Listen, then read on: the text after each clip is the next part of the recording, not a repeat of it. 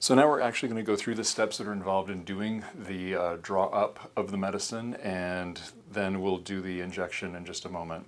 So the first thing I say is you should always have your Band-Aid ready to go. You would be unwrapping your syringe, getting that all set. The first thing to do is to take the testosterone bottle, and if it's brand new, you're going to be grabbing this with your fingernail and just peeling off the top, and once it's off, like I said, you're going to throw it away because it's not going to go back on. Then, even though this is a brand new bottle, we're going to clean it 3 times with alcohol swabs. So here's the swab. There is a tiny pair of scissors with a dotted line on the side, but you can ignore that. The easiest way to open it is just grab it firmly from the edge, rip across the center, the swab comes out, and then you're going to take the first swab and just make good contact with the top of that bottle, give it a good rub, and we're going to do that 2 more times. So that bottle is now clean, and the top will have a little bit of alcohol residue on it, but that'll be drying out while we're getting our syringe ready. So then to put the syringe together with the needle, with this type of threaded style, you're going to make contact and then give it about 2/3 of a turn until you feel like it stops. And then good uncapping technique is to take the needle and syringe in the hands that are opposite, pull apart, and do it this way. What you don't want to do is you don't want to do one-handed uncapping where you take your hand and do something like this, pulling it off with one hand, or pulling it off with your hand over the needle, because if the needle touches your skin, obviously it's no longer sterile. And then once we've actually taken the needle and the cap is off, we're going to put as much air in the syringe as we're going to be taking medicine out of the bottle. So in this instance, we're going to do a 100 milligram injection, and recall that for each 0.1 milliliter quantity, there's a 20 milligram amount of medicine in that. So 100 milligrams is a 0.5 quantity of liquid. The other thing is that the syringe itself, when you look at the stopper, it has kind of 2 lines on it, and really you want to make sure that the top of the plunger aligns with the 0.5 demarcation.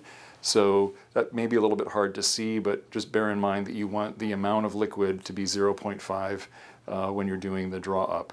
So you then take the needle and grab the bottle, and you can either do this on the counter, you can do it with your hands, but you just want to make contact with the top of that rubber stopper and plunge the needle in, just like that. And then you typically turn the bottle upside down. One of the important things about such a small bottle is if you push the needle all the way up inside like this, after probably the first injection, that will be above the level of the liquid inside the bottle. So it's really important to only put the needle in just as far as you need to make sure that it's well underneath the level of the liquid.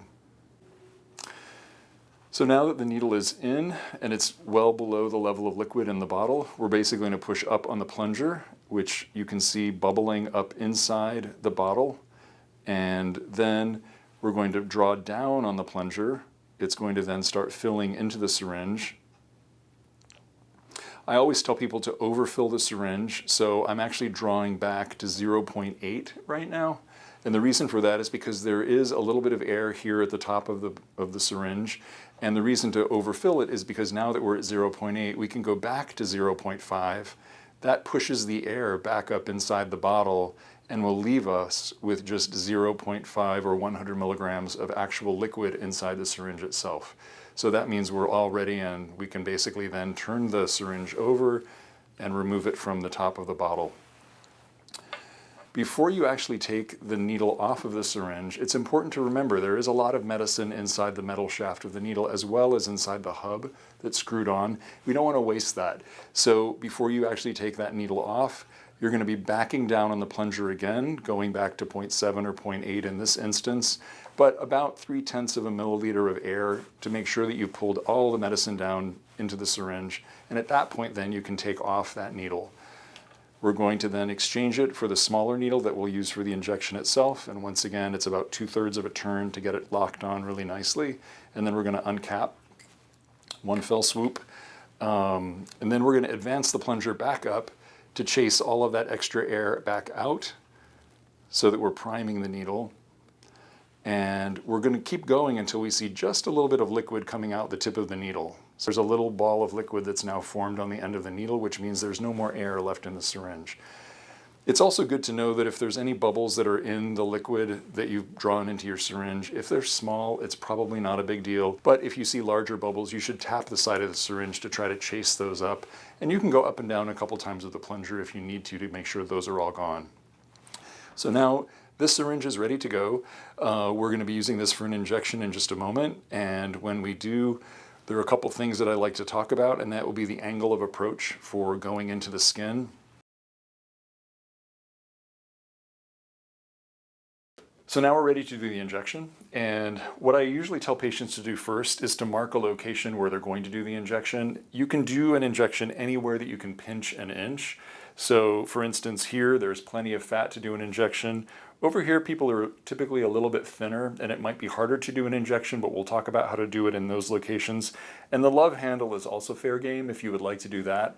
Another thing is to make sure that you move the injection around, because if you're doing the injection in the same place week after week, that place will get sore.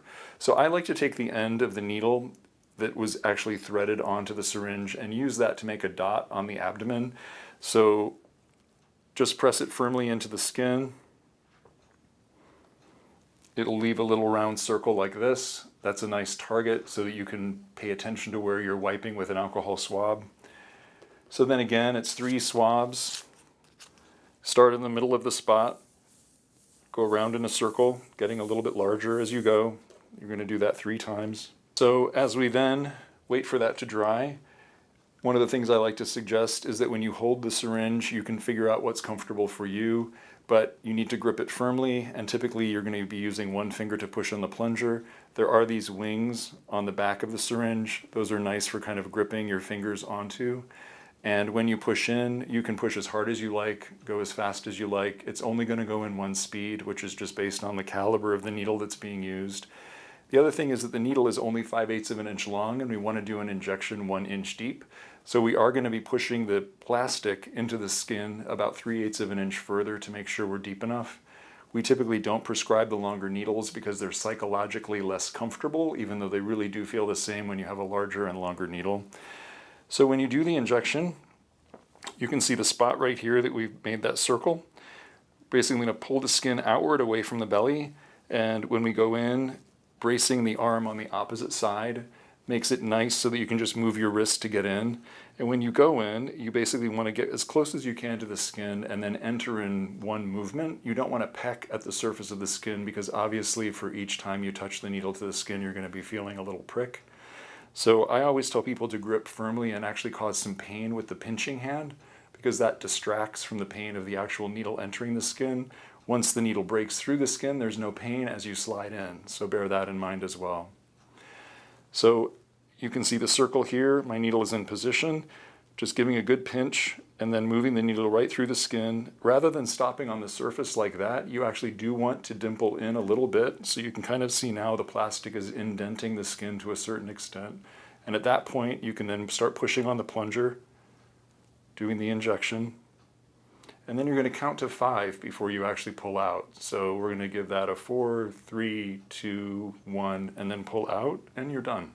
So if there is bleeding, have a Band-Aid close by. You can certainly put that on if you'd like. If you don't see any bleeding at all, you probably don't need to use it, but it's at least nice to have it close by when you're ready.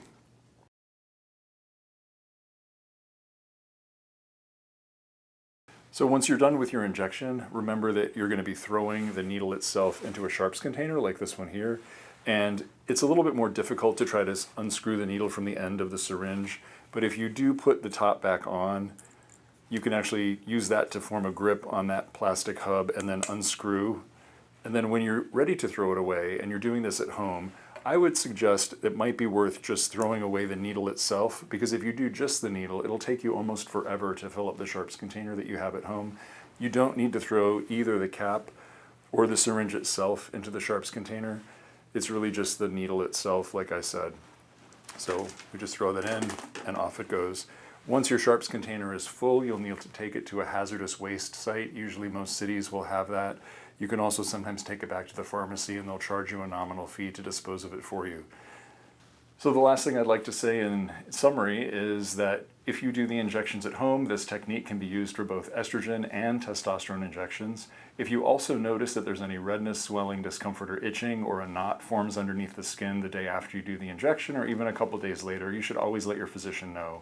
Sometimes there can be a sensitivity or allergy to the oil that the medicine is floated in, and physicians can change the formulation so that it's more agreeable for you. So this concludes our subcutaneous testosterone injection instruction video. I hope you found it helpful.